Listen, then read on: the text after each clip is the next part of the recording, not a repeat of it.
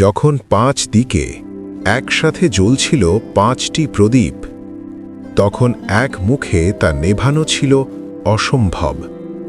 সেই অসম্ভব মুহূর্তেই আবির্ভূত হয় হনুমানজির ভয়ঙ্কর পঞ্চমুখী রূপ। এর পেছনের রহস্য জানলে আপনি সত্যিই অবাক হবেন।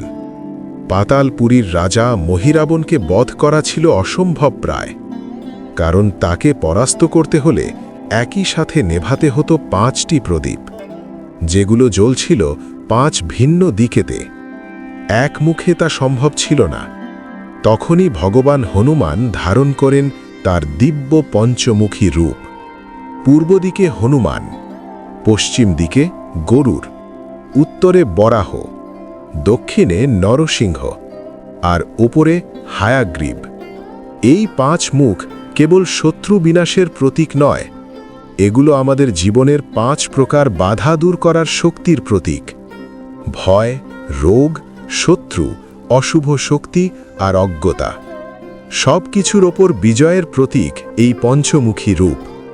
তাই আজও এই রূপে হনুমানের আরাধনা মানে জীবনের সব দিক থেকে সুরক্ষা প্রার্থনা। কমেন্টে একবার লিখুন জয়ে বজরংবলী। আর এমন অজানা আধ্যাত্মিক কাহিনীর জন্য সাবস্ক্রাইব করুন পালস অফ লাইফ 33।